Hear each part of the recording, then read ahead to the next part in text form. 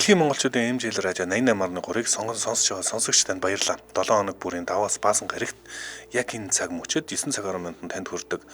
Яманы махыг халуун дээр нүрээтэй Hot Topics нэвтрүүлэг эхлэхэд бэлэн болсон байна. За Hot Topics нэвтрүүлгийг 3 дугаар студиэс Сарим модоо болон Ааш модоо арийн нар хамтран хүргэдэг. Найруулагчаар Борхүүгийн Чимбатмар ажиллаж байна. Hot Topics нэвтрүүлэгтээ Арж Анчуудангийн анхны ундрагаас авсан Рашан хандгаатай амжилан хамтран ажиллаж байна. За мөн Mobicom Азийн 25 урамшууллаараа хамтран ажиллаж байна. Өглөөний мэнд арай сайхан амарсан уу? Өглөөний минь сайхан амарлаа, сайхан амарна уу та? Сайхан амарсан. За, Hot Topics нэвтрүүлэг бол таныг дэлхийд дахин тренд болж байгаа мэдээлэлээс хоцроохгүй байх зорилготой ийм нэвтрүүлэг өглөө хүрдэг. За, өглөө хүрж байгаа учраас ямааны мах нь халуун дээрээ байж байгаа яг ямаанд махнууд бэлэн боловсроод байж хахад бид хоёр өргөж өгөх зорилготой. Ингийн тулд бид хоёр Google Trend гэдэг платформыг ашигладаг. За Google одоо хайлтын сайтаар сүүлийн 24 цагийн турш хамгийн олон хайлттай байгаа яг энэ цаг мөч тайлтай байгаа хайлтуудыг түлхүүр үгнүүдийг тайлж яагаад энэ хайлт одоо хийгээд байгаа юуны тухай юу болсон гэдэг тухай ярьдаг ийм нэвтрүүлэг байгаа. За өнөөдрийн би хэдэн одоо ерөнхий хайлтуудыг ерөнхийд нь танилцуулъя. Британий Fortenberry гэдэг хайлт Америкийн нэгдсэн улсад 20 мянган хайлттайгаар трендж эхэлсэн байна. За мөн Elsie Hewitt гэдэг ийм хайлт 20 мянган хайлттайгаар Америкийн нэгдсэн улсаас тэргүүлжээ. За тийм бол яг одоо хэдхэн жил 4 цагийн өмнөөс 100 мянган хайлттайгаар мянган хүн өсөлттэйгээр Department of Education буюу одоо Америкийн нэгдсэн улсын холбооны боловсролын яам гэж хэлж болно. Боловсролын одоо газар гэх юм уу?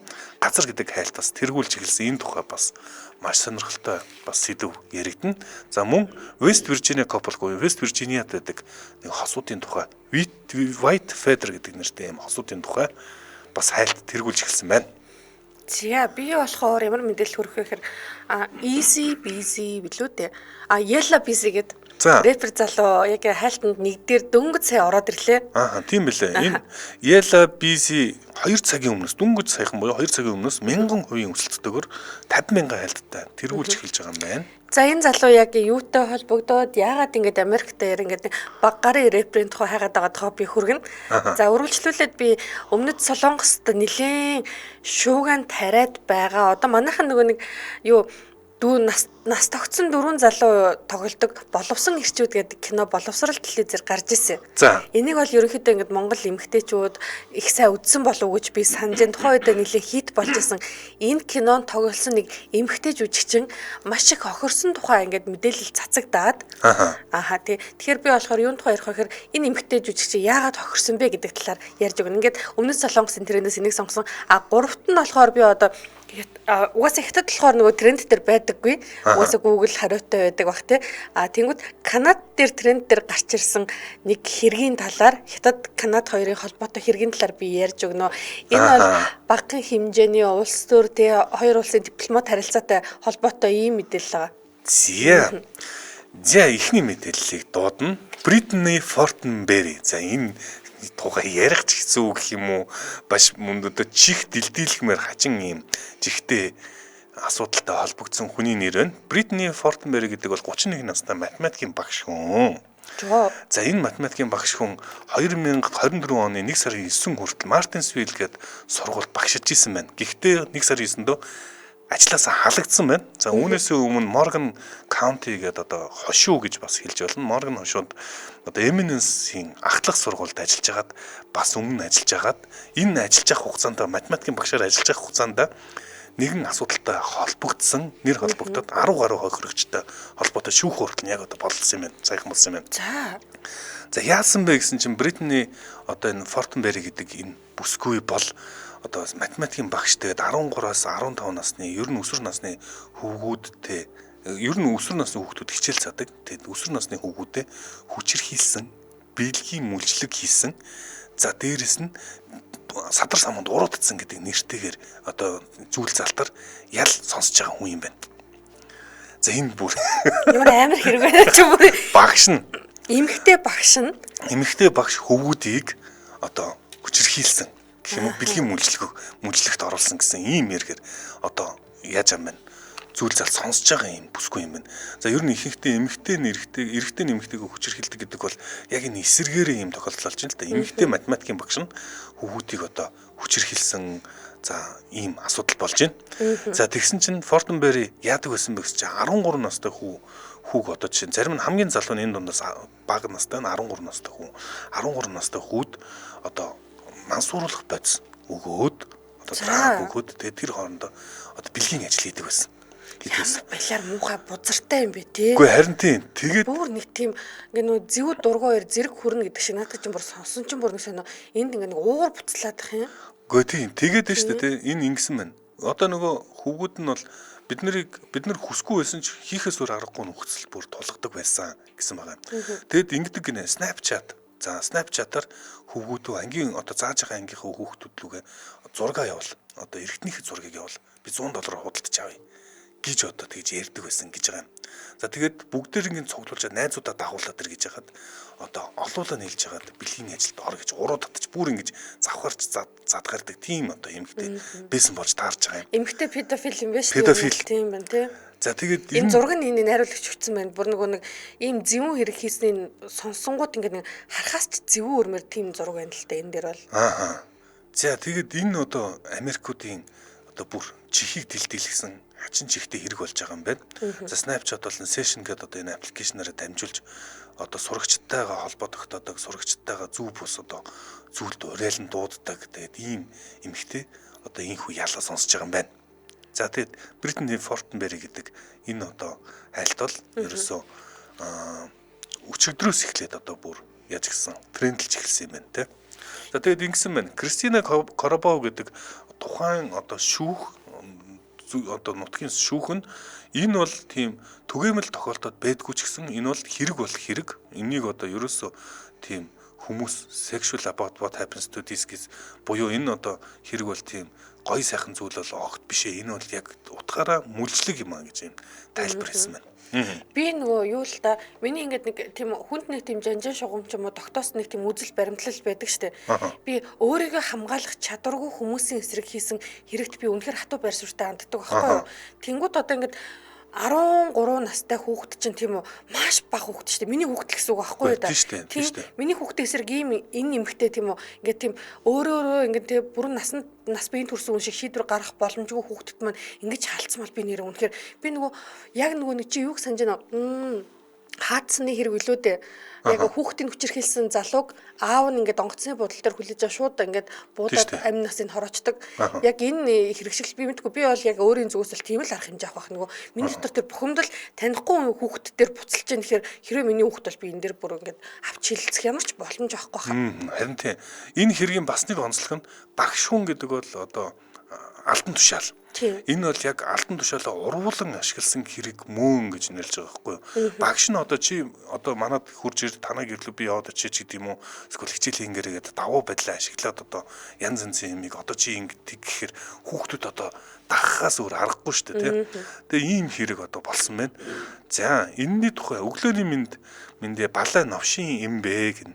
За дуканаас өөр ёо ямар гаж юм бэ заваарсан ингэн.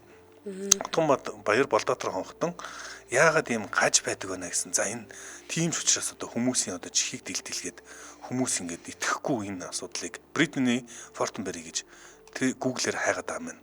За би хамтран ажиллагчаа танилцуулах юм. Манай Hot Topics нэвтрүүлэгтээ Арж Амчуулангийн анхны ундрагаас олсон Рашан хамгаалж амжуулан хамтран ажиллаж байна. Арж Амчуулангийн арчааныг монголчууд эртээр үеэс олон төрлийн эмгийг илааршуулах биеэ эрүүл байлгах зорилгоор хэрэгжилж ирсэн. Тэгэхээр эмч маран будж угааршаан хэрэглэхийг зөвлөдөг байсныг тухайн үеийн ном судар тэмдэглэн үлдсэн байдаг.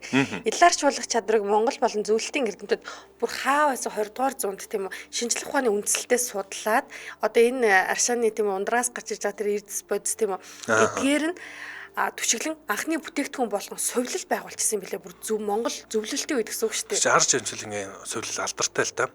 За тэгээ 2011 онд одоо яг энэ ундрагын онцгой хамгаалтанд наваад хэрэглэгч олонд хүрэх зорилгоор хаанч хэзээ ч хэрэглэхэд хялбар одоо болгон хүнсний эрүүл ахуйн шаардлагаас савлгаатайгаар инхүү үйлдвэрлэж эхэлсэн юм байна. Хандгаатай дамжуулан хэрэглэгчид олон жил таашааж ирсэн. Тэгэхээр байгалийн чанараа алдалгүй хэрэглэгчийн гарт очиж байгаа нь мэрэгжлийн байгууллагуудын лабораторийн дүгнэлт эрдэмтэд болон эмч нарын судалгаагаар баталгаажсан байдаг. Тэгэхээр олон жил ууж хэрэгэлсэн хүмүүс бол аягүй сайн мэдэн шүү дээ. Одоо би бол хаяа хандгаатай дамжуулан уудаг. За мэдээж яриг за шаардахад их тохиромжтой гэж ярьдаг. Эрдэс бодсон хүний бие сайн мэрэгжлийн байгууллагын лабораториор баталгаажсан байдаг. Тэгээд Төв аймгийн Эрдэнэ сумын брэнд анхны ундрагаас савлсан хандгаатай жамчилан. За хандгаатай жамчилан гэдэг Facebook-аас аваад албан ёсны Facebook пэйж нэгээ та бүхэн дэлгэрэнгүй мэдээллийг ороод авч болно. За мөн лайк дараарай. За утсаар мэдээлэл авъя гэвэл 88 5 37 73 юм байна. 88 5 37 73. Манай нэвтрүүлэгтээ ар жамчилангийн ундрагаас савлсан рашаан хандгаатай жамчилан хамтран ажиллаа баярлаа. Баярлаа. За hot topics нэвтрүүлэг үргэлжилж байна. За эхний мэдээгээр бас нэлээд жоохон эвгүй мэдээгээр эхэлчихгүй яв. За ялтч үгээд одоо нөө шуугж байгаа бол хоёлаа тэгэл ямаа намхын халуун дээр одоо хүрэхээс өөр юу гүлтэй. За дараагийн мэдээлэл рүү орох уу? За тэгээ. За дараагийн мэдээлэл нэгтэй. Хин тэгтээ нэг инэхэрч мэдээ биш л те. За. Баг гарын рэпер гэж би бодож байна. Яагаад тэгэхээр чи чинь Yella Busy гэдэг тийм рэперийн тухай сонсч байсан уу? Үгүй. Үгүй юу. За тэгвэл утгаар Чич баг угаасаа л сонсох. би бараг Kanye West-ийн сонсоогүй. Би Kanye West-ийн нэг ч дуу Drake-ийн дуу сонсож байгаагүй. Би бүр юуг л одоо сүүлд одоо нөө айрыгаас сураад тэр нөө Kendrick Lamar-ыг л хайлт хэсгээс нь сонссон юм байна. Өчтөр Кюстер Kendrick Lamar-ыг хэдэн Grammy авсан гэдэг хариултыг чи хэлсэн үү? Хэлсэн. Мэддэм бэлээ хүмүүс бүгд. За тэгсэн чинь одоо энэ Yella Busy гэдэг энэ одоо өнгөт арьстай рэпер залуу нэгэн хэрэгээр баривчлагдчихэ. Тэгэхээр баривчлагдсныхаа дараа ингээд нөгөө Америкчууд шууд тренд дээр хайж орж ирээд байгаа маань бас шалтгаантай. Ягаад тэгэхээр энэ хэрэг дээр одоо нөгөө нэг чи одоо бид нар угаасаа чи сайн мэдж байгаа л та нөгөө баруун зүүн эргийн нэг тийм тэмцэл байдаг да.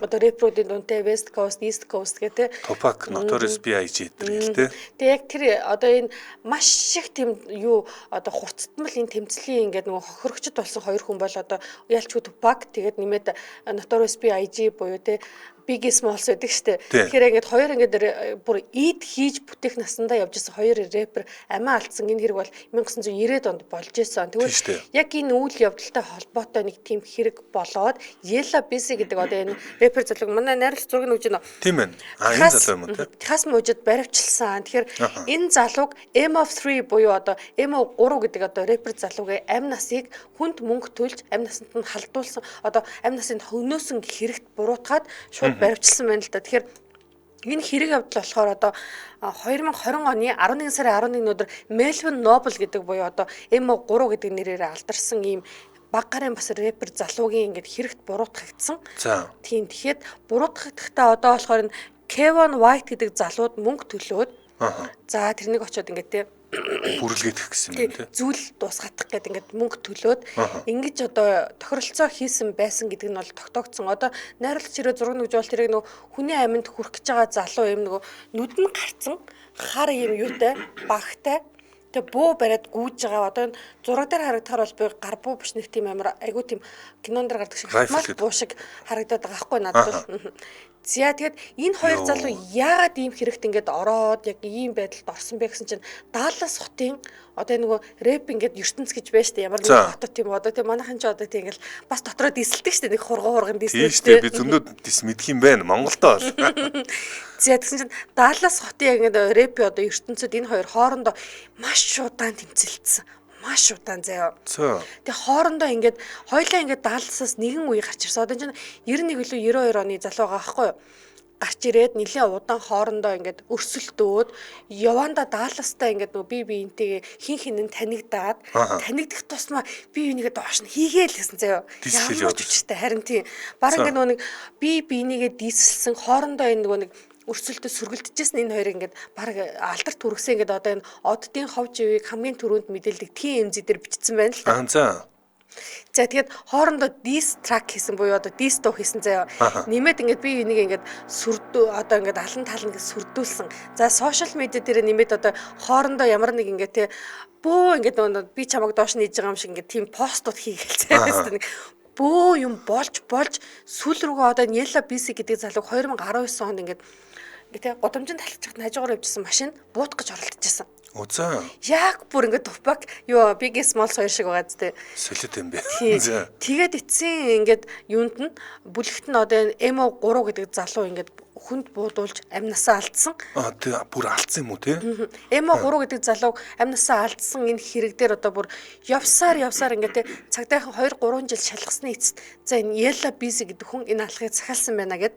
За тэгээд ингээд ялчгүй ингээд энэ хүн ингээд хаасныхаас мужиж явж яхад нь тийм үү баривчлаад за хэргийн ингээд шууд ингээд хүний амнасанд хүрсэн гэдэг зүйл ингээд ялт тулгсан болохоор шууд ингээд одоо тренд дээр орж ирээд байна л да. Энэ трендэд 2хан цагийн өмнөөс ерөөсөө трендлж эхэлсэн байна шүү дээ. Yella Busy гэд 1000 хувийн өсөлттэй одоогоор 50,000 хайлттай байгаа. Хүмүүс яг одоо эд буцалж эхэлж байгаа. Сонирхож эхэлж байгаа сэдв юм байна. Тэгэхээр дөнгөж сая энэ Yella Busy гэдэг нь тодорхой болсон учраас ингээд шуугаад ам байна шүү дээ, тий. Зя дараагийн мэдээлэл рүү бүгдээр орно. Энэ мэдээлэл би бас надад ингээд энэ миний бодлоор их гоё мэдээлэл. Гоё гэх юм уу? Харах юм ихтэй гоё юм. Тэгээд зарим хүмүүс шүү дээ, тий, ийм байна. Elsie Hewitt гэдэг нэр орж ирсэн. Зарим хүмүүс ингээ алдарттайгаар одоо хайлтанд орж ирдэг бол энэ Elsie Hewitt алдаргүйгээр хайлтанд орж ирэх хүмүүс сонирхоод байгаа юм байна энэ хүнийг. За Elsie Hewitt гэж хинбэ гэсэн чинь энэ Pete Davidson гэдэг комедиан байдаг аа. За тийм би сайн мэднэ энэ хүнийг. За Pete Davidson гэдэг комедиан ерөөсөө ингээд эксүүдийн дурдах юм бол за энэ алдартай одоо 31 настай энэ комедиан бол ийм маш өндөр зэрэглийн Холливуудын зүгээр одуудтай үерхтгэхээр алдартай ийм комедиан залуу. За зургийг харах юм бол энэ залуу одоо юунд нь болдго юм гэмээр л тийм одоо залуу гэдэг царай миний бодлоохгүй би мэдгүй. За ер нь хүн болгон янз янзаар харах бах. Гэтэ ер нь ихэнх хүмүүс тэгж хардаг. Ер нь Pete Davidson-ыг тэгсэн мөртлөө за одоо дандаа болцож исэн бүсгүүчүүд нь Kim Kardashian, Ariana Grande, Kate Beckinsale гэдэг одоо ерөөсөө бэж бол хамгийн үзэсгэлэнтэй эмэгтэйчүүдтэй энэ залуу ингээл ээлжтэл болцоод идэг. Тэгээ ягаад Elsie Hewitt гэж орж ирсэн бэ гэсэн чинь Pete Davidson ууг нь алдартай хүнтэй л болцдог доо. Тэгээ Elsie Hewitt гэдэг алдаргүй хүнтэй болцчихлоо. Энэ юу хүн бэ гэдэг хүмүүс сандрагч байна. Энэ за найрлагч би нөгөө зургийг хөхлөгээл л да. Ямар хүүхэн эмэгтэй юм бол хүлээж. Тэнгүүд Pete Davidson-ыг би аягүй сайн мэдчихэв. За Pete Davidson ч одоо юу штэ одоогийн хүмүүс ингэдэг одоо чи дүнгээс ялсан царайч явахгүй ёо үнэхээр хөөрхөн бүсгүй штэ тий. Тэгээд дараа ингээ угаасаа болцож исэн хүмүүс нь ингээд Ariana Grande тий. Тэгэл ингээд лагуудаа болцоод тэгээд ингээд нэг хүний сураг сонсоогүй эмэгтэйтэй болцсон гэсэн чинь нөгөө эмэгтэй модель. Тэрэндээ зураг нь одоо гарч ирээд. Үнэхээр ингээд одоо энэ бол ингээд тий би бол энгийн тий ингээд нэг тийм одоо үүдэн багш хийдэг ч юм уу эмэгтэй чихэргүй гоё хүүхэн биш тий. Тэгэхээр модель юм биш. Модель. За. Чи тэ юу ингээд нэг тийм багштай ч юм уу болж байгаа юм шиг ярьдээ. Үгүй харин тэгж одоо энэ цэцэрлэгийн багштай болцож байгаа болов уу гэж бодоод зүгээр айгүй хүлээлттэй харсан чинь. За яг энэ тухай бол Daily Mail дээр одоо яг тэгж одоо бичсэн байна энэ тухай.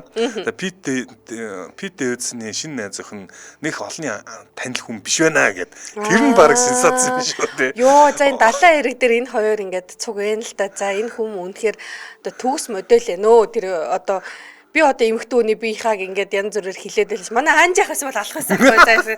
Хонд юу л ямар зоотой ямар юутэй гэдэг лээ. Ууж өгсгэлттэй мэдгэлэг нөө морь шинжиж юм шиг ялах. Манай анж ах ч бүр аллаа шүү дээ. Тэгсэн чинь энэ юу л да одоо энэ дээр Отгонбаяр Болдотор хонхтой бичсэн байна. Джентльмен харилцаатай юм байлгүй дээ гэсэн чинь дүүрэн инх заяа их хөвгөлтэй залуу юм байлгүй дээ гинэ. Би тэг ингээд эмгтээчүүд Pete Davidson-ы юунд болоод зэрэглэн одуудтай энэ залуу болцдог вэ гэдэг ийм нэг тийм нийтлэл байсан. За. Би айгүй хэрэг дурлж уйсан. Би зүгээр л надад тэр миний амьдралд ямар ч хэрэггүй гэхдээ би уйсан. За. Тэгсэн чинь Pete Davidson-ы ингээд нөгөө нэг нууц одоо нөгөө нэг увдас буюу charm нь юу гэж байгаа байхгүй. Энэ хүн ингээд нөгөө хүнийг ингээд те ямар нэгэн байдлаар ингээд одоо Pete Davidson гэдэг энэ ингээд одоо ширээн дээр авчирч тавих ёо энэ ихтэй бүр ямар гоё юмхтэй вэ тий. Тэгээд хажууд нь залууг нь харьцуулаад хараарай гэдэг. Одоо нэг хүүхний тэнгэрт гэдэг хүн яриад байдаг шүү дээ. Утгаараа энэ дэлхийн хамгийн хүүхний тэнгэрт хүн хин бэ гэвэл Pete Davidson. Яг тэгж ярддаг. Яг тэгж ярддаг. Одоо энэ царай марийг нь харахаар бас тий яг үндэ ингээд нэг тийм царайлаг залуу гэх үү. Ariana Grande ингэж хэлжсэн. За манай ингээд Pete Davidson ер нь бол ингээд нөгөө нэг тэр нөгөө нэг одоо бахархал нь томоо гэж тийм ингээ мэдгэл хийгээд. За энэ үйл явдлын дараагаар ингээд Пит Дэвидсоны бахархал гэдэг ингээд хайлт бүр Twitter дээр заяа. Ингээд одоо тухайн үед хэрвээ би Google Trend-ийг ашигладаг байсан бол Google Trend дээр ороод ирсэн байсан баг. Ягаад гэвэл чинь бүхэл бүтэн Ariana Grande гэдэг дуучин энэ залуугийн тэр нэг тийм эд эрэхтний тухай ярьчлаа шүү дээ. За үүний дараа ингээд Ariana Grande-гаас салсны дараагаараа үргэлжлээд нөгөө Kim Kardashian-тай ингээд бас үерхэд суусан чинь одоо Ким Кардашианы хувьд болохоор үерхэд суусан гин одоо худлаа ярих чинь шүү. 9 сар үерхсэн юм байна. Daily Mail энэ хооронд нь хүмүүс ингээд яагаад те Пит Дэвидсийн ингээд те Аз зэрэглэлийн одуудыг хайрын татаад байна гэд бүр шуугаад бүгднийг баг ингээд бүгдэнтэй нь үерхсэн юм шиг байна. Тэгсэн чинь ийм одоо тэр нөө уушсан нийтлэл дээр ингээд бичсэн байсан л та. Пит Дэвидсон нэгдүгээр энэ хүн ингээд асар хөвгөлтэй тийм үү. Тэг хамт байхад тухтай мэдрэмж төрүүлдэг. Яагаад тэгэхээр Пит Дэвидсон өөрөө нэг тийм одоо гадагшаа хүүхмсэг хүн бишин гинэ. Өөр нь ингээ нөө цуг байж хахад яг өөрийн л анзаарж яадаг. Өөрт нь л нэг тийм ингээ тав тухтай мэдрэмж төрүүлээл нэг тийм тиймэрхүү төрлийн аришантай өнгөж нөгөө нэг ойрын их сурвалжууд нь хэлсэн гэдэг яг гоё юм. Эмэгтэйчүүд хажууд нахын туйлын тухтай залуу юм байна шүү дээ тий. Энэ гэхдээ үнэхээр хөөрхөн бүсгүй байна. Хөөрхөн одоо тэгэл одоо тийм ингээд одоо Холливуудын Аз зэрэглэлийн жүжигчтэй уулзчихсан залуутай үерхэл од болох нь шүү дээ энэ ч та. За одоо Пит Дэвидсоны одоо найз бүсгүйчүүд, хуучин найз бүсгүйчүүд гэвэл маш олон жигсаалт гарч ирэх юм байна те.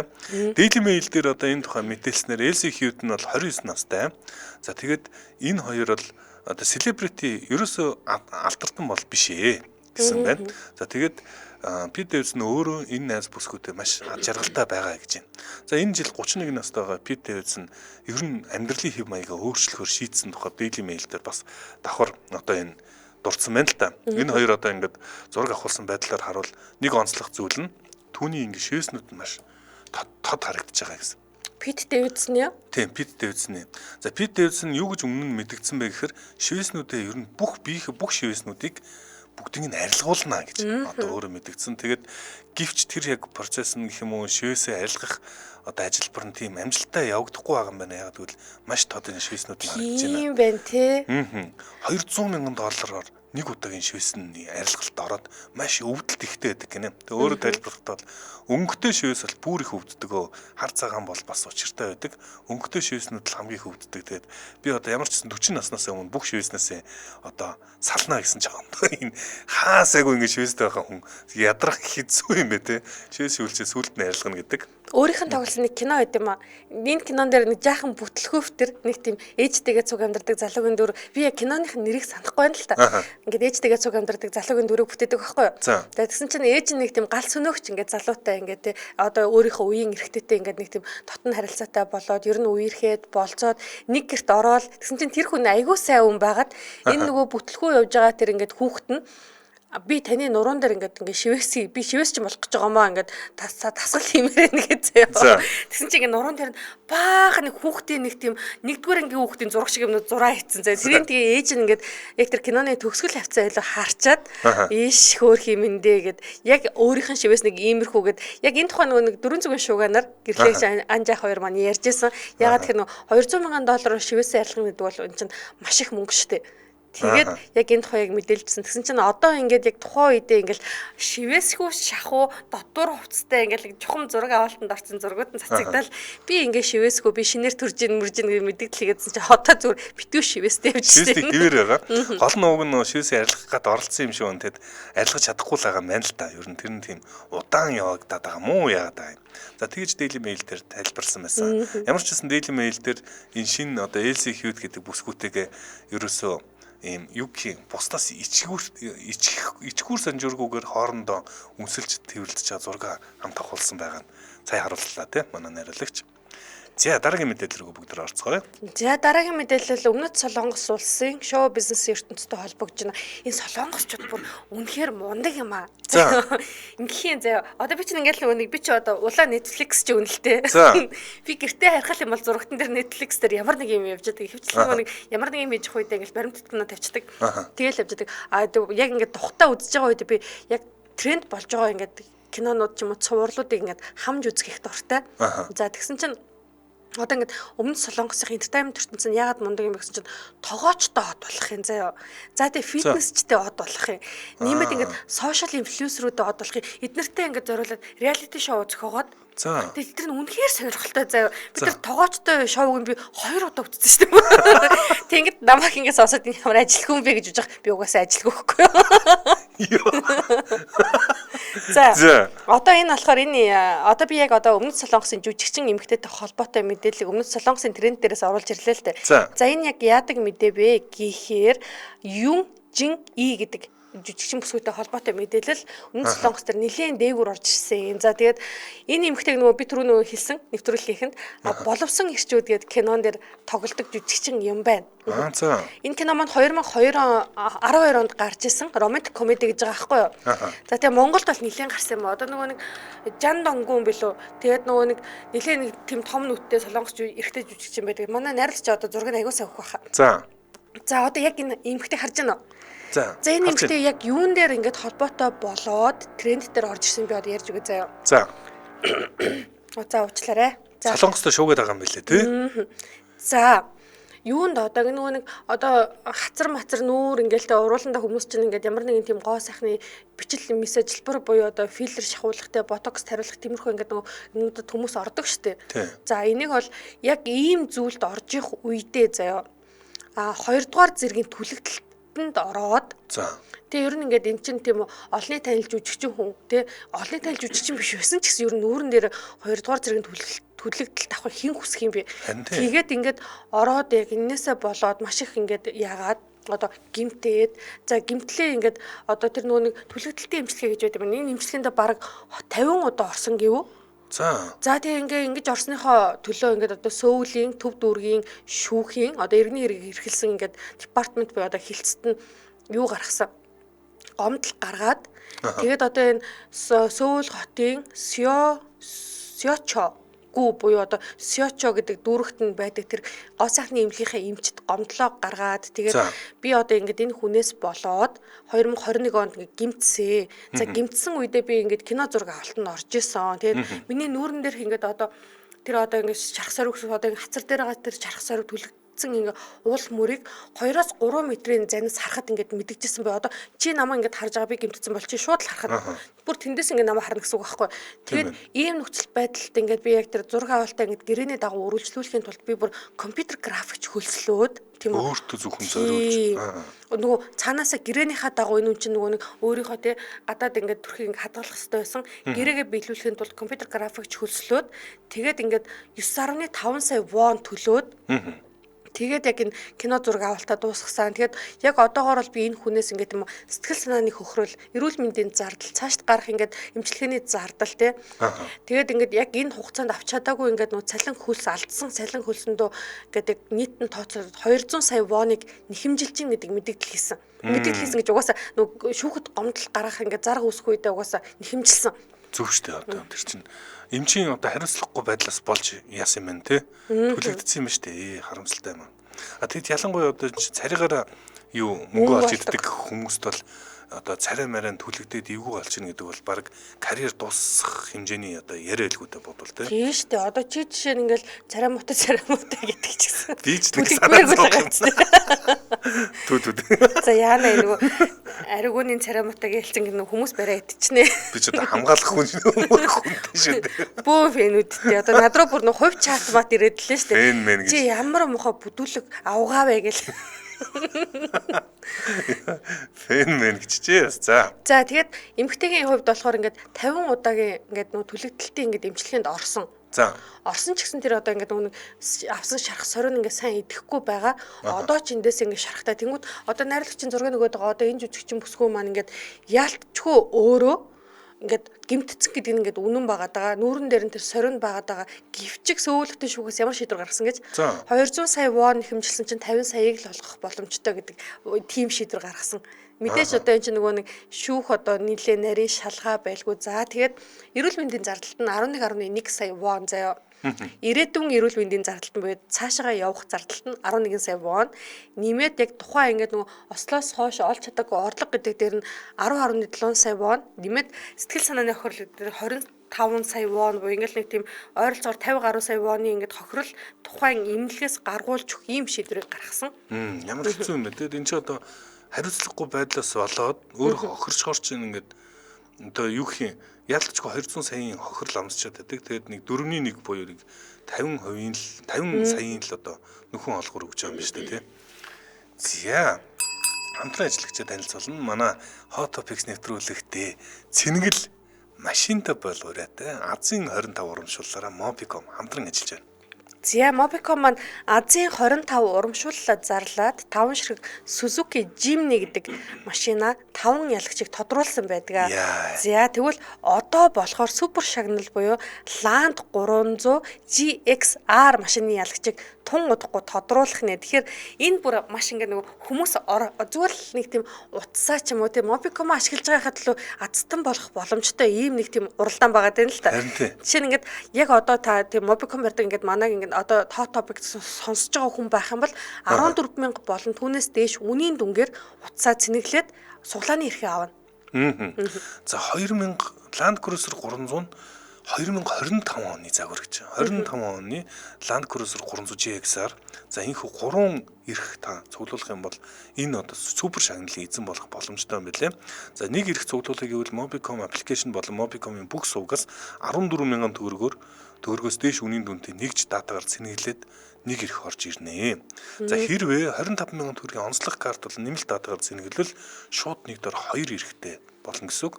За ийхүү олон цэнэглэх тусам ялагч болох магадлалтай нэмэгдэнэ. Тийм учраас Mobicom-ийн Азийн 25 одоо супер шагналд оролцох боломж танд яг одоо нээлттэй байсаар байна. Тэгэхээр 25,000-аар цэнэглээд эсвэл 14,000-аар цэнэглэхэд нэг удаагийн эрх. Нэг удаагийн эрх. Тийм. 25,000-аа онцлог карт болон нэмэлт датагаар цэнэглэх юм бол 2 эрх авна. Би бүр бодоод байна. За би ингээ тийм Mobicom ашиглаад цэнэглэж ийгаад юм яаж мэдхийн те. Тэгвэл надад өнөртүүлэн гэдэг. Шинэ машин өнөртөж үзээгүй ариг хүн шинэ машины өнөртүүлээ. Ажлын үүдэн шинэ машинаа ууж ирээ. Дэмжиж яадаг. Хүндэлж явдаг шүү. Энэ ингэнэ бүр нэг тийм идэв шуналтай. Трампын дүү болно гэсэн чинь би ч юм уу хүндэлдэг шүү гэж байна. За Mobicom-ын дугаараас та дэлгэрэнгүй мэдээлэл амаар байвал шууд 22 гэдэг лавлах дугаарлуу залгаарай. Бусад сүлжээнээс залгаж байгаа бол 1800 гэж хийгээд 22 руу залгана. За энэ хүн манай Hot Topics нэвтрүүлэгтээ Азийн 25 урамшууллаараа Цэнгэл машинтай болоорайтайгаар Mobicom хамтран ажиллаа. Баярлалаа. Баярлалаа. За Hot Topics нэвтрүүлэг үргэлжилж байна. Дараагийн мэдээлэл рүүгээ бүгдээр орноо. За энэ бас л одоо алдарт өнөөдрийн сэдвүүдээр танах ерөөс яригдсангүй те. Би ахыгаа ярина. Ярина. Би ч одоо ярина. Ярихаас өөр аргагүй. За чих дэлдэлгсэн хачин жигтэй шийдвэр Трамп өчигдөр гаргасан. За үүнтэй холбоотойгоор Department of Education гэдэг хайлт Америк нэгдсэн улсад яг 4 цагийн өмнөөс трендлээд 100,000 хайлттайгаар одоо тэргүүлж эхэлж байна. Одоо 10,000% өсөлттэйгээр за энэ сэдв бол дөнгөж одоо чанагдаж эхэлж байгаа гэсэн үг. Ийм сэдвийг яг одоо хүргэх гэж байна. Тэгэхээр энэ дээр Guardian дээр гаргасан мэдээллийг нийтлэлийг үндэслээд ерөнхий мэдээллийг би хүргэе. Америк нэгдсэн улсын ерөнхийлөгч Дональд Трамп 4 өдөр Америк нэгдсэн улсын одоо боловсролын одоо энэ чинь хилтэс гэж нэрлэдэг. Холбооны засгийн газартай болохоор яам гэж хэлж болох багтай.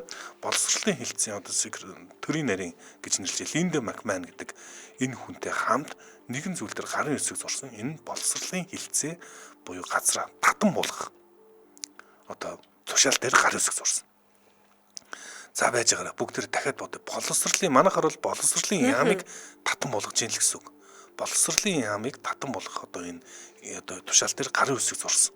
За энийг өөрөө Трамп одоо зурхтаа юу гэж хэлж байгаа гэхээр энэ манай одоо юуны улсад нэг тийм сайн зүйл авчрахгүй байна. За энэ бол маш зөв шийдвэр. За энд одоо би гарын үсэг зурхтаа өмнөд ашиглаж исэн юунуудаа үзгээ хүртэл ашигланаа. Энэ одоо ингээд баг юу боллоо. Одоо сүсэг бишэр шиг юм боллоо. Тэгээ энэ дэр би гарын үсэг зурнаа. Манай одоо энэ одоо засгийн мужууд нь бол одоо нийт одоо боловсролын салбарынхаа 10% л гаргадаг юм байна. За яг холбооны засгийн газараас 90%-ийг нь одоо холбооны засгийн газар одоо даадаг ийм хэмжээний том бүтцийг одоо инхүү тасалж хайж гэнэ гэж. За Америк нэгдсэн улсын одоо энэ шинэ одоо засаглал чинь одоо гол бодлого нь төрийн одоо илүү дутуу алба хэлцүүдийг одоо танах бодлого баримталж байгаа шүү дээ. Гэхдээ боловсрол руу орно гэж ерөөсөө төсөөлчихсэнгүү. Одоо ингээд ялтчих манай ах мөн л дээ. Би бүр ингээд нөгөө 60 хоног маань гүйцэхээр би арай Трамп болох гэж байгаа юм баггүй юу? За. Facebook-ийн нэрээ. Тэгсэн чинь одоо би ингээд чамаа хэлэнгүүтээ боловсролын департамент гэхээр education department мөн биз дээ. Тийм, education department of education. Тэгэнгүүт энийг татан буулгана гэдэг чи одоо бүр ингээд нэг тийм ингээд би боловсруулж чадахгүй байна л да. Яагаад бүхэл бүтэн тийм үү? Одоо эн чинь нөгөө нэг Америк нэгдсэн улс гэдэг одоо энэ 51 мужтай муж улстай ингээд бүхэл бүтэн холбооны улсын яама татан болов. Манайхаар яам л гэсэн үг шүү дээ энэ чинь бол. Тэгээ одоо оронд нь яах юм бол ингэсэн байна. Энэ одоо боловсролын яамыг бид нар аль болох хурдан татан болгоно. Энэ ерөөсөө сайн зүйл ерөөсөө хийхгүй байна. За энэнийг нь одоо боловсролын асуудлыг мужуудад нь буцаага шилжүүлнэ гэсэн. Муж улсууд нь өөрсдөө тусдаа өөрсдөө гэсэн хуультай байдаг шүү дээ. Яг тэр шиг л өөрсдийн газартай болох юм байна тийм. Улсуудын боловсролын асуудал өөрсдөө шийднэ. Гэхдээ хамгийн гол нь холбооны засгийн газраас нийт одоо санхүүжилтийн 90% нь холбооны засгийн газараас дааж ирсэн гэж байгаа байхгүй. Энийг таслаа хийж байгаа одоо яг одоо Америк нэгдсэн улсын боловсролын асуудал юу болох юм бас маш тодорхойгүй болж байгаа. Дээрээс нь энэ бас манайхан бас чихтэй сонсож байхад илүүдэхгүй байх. Америк нэгдсэн улсын холбогдлолтой олон боловсролын хөтөлбөрүүд байдаг. Ихэнх нь ерөөсөө хөтөлбөрүүд нь бүгд л мужуудынх биш холбооны засгийн газартай холбоотой хөтөлбөрүүд байдаг. Энэ бүх хөтөлбөрүүдийг одоо ингээд таслан зогсоож байгаа гэсэн үг. За энд нь бас ямар төрлийн хөтөлбөрүүд орж байгаа вэ гэхээр Title 1 гээд 18.4 тэрбум долларын ийм өртөгтэй ийм ядуу хүмүүс зориулсан ийм одоо маш ядууралтай хүмүүс амжиргааны төвшин доогуур хүмүүс зориулсан юм хөтөлбөр нь энд нь орж ийн. За бас нөгөө хөгжлийн бэрхшээлтэй хүмүүс зориулсан 15.5 тэрбум долларын IDEA гэдэг юм хөтөлбөр хүртэл таслан зогсоогоод ийхүү одоо тасалж эхэлж байгаа маань. За тэгээд эднээс өөртөө бас юу гэж тайлбарласан бэ гэхээр манай Америк нэгдсэн улсын ерөөсөө боловсролын үзүүлэлт ерөөсөө өсөхгүй байна. Хүүхдүүдийн ингээ үзүүлэлт сайжрахгүй мөртлөө боловсролын зардал ерөөсөө маш хурдтай нэмэгдээл. Тэгэхээр энэ бол ерөөсөө үр ашиггүй гэж үзэж байна. Ингээд одоо инхүү таслан зогсоож байна. Юу гэсэн юм бэ? Америк нэгдсэн улс ч одоо баг дунд ахлах сургуулиуд нь төлбөргүй байдаг үстэй. Public сургуулиуд гэж ярьдаг шүү дээ, тийм баг. Тийм. Яа, гэхдээ энэ бүр ингээд нөгөө юу юм л та. Одоо ингээд нөгөө нэг бид нар чинь ингээд нэг тийм бид нар тогтсон хөвшмөл ойлголттой байгаад байна шүү дээ.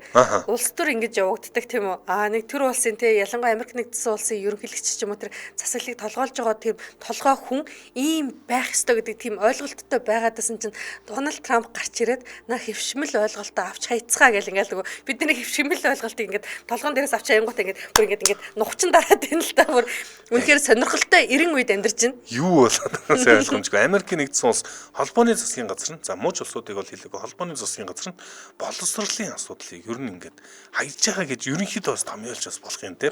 Боловсролын одоо хилцээ татан болгож байна. Юу. За. Дараагийн мэдээлэл рүү орцгоё. За дараагийн мэдээлэл товчхон өрөх юм те. За Хятад улсад бүгд найрамд Хятад ард улс буюу манай өмнөд хөршөд 4 Канад иргэн одоо цаазын ял ингээд одоо 4 Канад иргийг цаазлсан ийм хэрэг гарсан. За яг энэ үйл явдал дээр болохоор энэ оны ихээр яг энэ цаазын ялыг гүйцэтгсэн. Тэгээд одоо энэ 4 Канад иргэнийг одоо харт тамхитай холбоотой иргэг цаазлсан ял гүйцэтгэх цаазын ял Америк нэгдсэн улс гэнэ бүр одоо бүр холж ин Хятадд тахгүй юу? Хятадд Канадын иргэдэг юм байна. Хятад улсад Канадын иргэншилтэй 4 иргэнийг одоо ингээд шууд одоо харт тамхины хэрэг тулгаад цаазлсан ийм хэрэг гарсан. За энэ бол ингээд оны өхээр явагдсан. Гэхдээ эдгээр 4 иргэн дөрүүлээ одоо Америкны би бүр ингээд Дональд Трамп руу өвчлөлчлөөсэй. Хятад Канадын ингээд нөгөө санаад байгаа юм. Одоо юу давхар иргэншилтэй байсан. За. Тэгэхээр ингээд магадгүй Хятад гаралтай Канадын иргэншил авсан ийм иргэд байсныг одоо ингээд цаазалжээ. За одоо Канад улсын чи одоо миний ингээд мэдхээр ингээд үйл хөдлөх хөрөнгүүдийн хятадууд бүрэн шахуу эзэмшсэн. Тэгээ нөгөө түрээсийн үнийг хятадууд ингээд үйл хөдлөхийн ингээд эзэмшингүүтээ түрээсийн үнийг ингээд нөгөө хүснээрээ ингээд тоглоом хийдэг тухайд би нэг тийм юу үзчихсэн баримтат кино. Нөгөө Канадууд ч өөлөөд өстө би сайн ажил хийдэг мөртлөө амьдрч чадахгүй нэ гэдэг шалтгаан баахан хятадууд очиод үйл хөдлөхүүдийг авсан чинь түрээсийн өн болон үйл хөдлөхийн өн тэнгэр татсан. Тэгээ тэндээ Канадад амьдрах боломжгүй болоод ирсэн гэдэг. Харин тий. Тэгсэн чинь одоо Оттавагийн зүгээс буюу Канад улсын зүгээс нэгдүгээрт одоо нөгөө үхтэл үр харам гэдэг шиг Канадын иргэншилтэд 4 иргэнийг цаазалж байгаа үйл одоо явдалт нь Хятад улсыг ингээд те яг ингэж манай иргэдэд бит ингэж хатуу хандаач те ингээд илүү ингээд нэг тийм хүнлэг байгаа байгаасай байгаа ч гэдэг ийм одоо байр суурийг илэрхийлээд байсан боловч Хятад улс яг хуйлаад байгаа цаазын ялыг гүйцэтгсэн. Одоо тэгээд яг энэ BBC дээр гаргасан мэдээллийг би хараа сууж байна. Яг энэ мэдээллийн дагуу бол энэ хоёр улсын тийм үү одоо дипломат харилцаанд яг энэ дөрвөн иргэний цаадлсан явдал нь сэв суулгах үе гэсэн ийм өнцөг бас баримталж байна л да. За бас их сонирхолтой үйл явдал болсон байна. Энэ хүрээд манай өнөөдрийн Hot Topics нэвтрүүлэг өндөрлөх болсон байна. Манай Hot Topics нэвтрүүлэгтээ ар жанжуулангийн анхны ундрагаас олсон Рашан хандгаатай жанжуулан за цэнэгэл машинтай бол өрөөд Азийн 25 урамшууллаараа Mobicom хамтран ажиллаа. Сонсогчдод өргөжлүүлээд радио мэдээг хүлээн аваарай. 10 цаг 10 минутаас манай эфир хөгжин төд нэвтрүүлгээр үргэлжлэх болно. Барим цар баярлалаа царам ааш ботай. Баярлалаа царам ботай. Yo.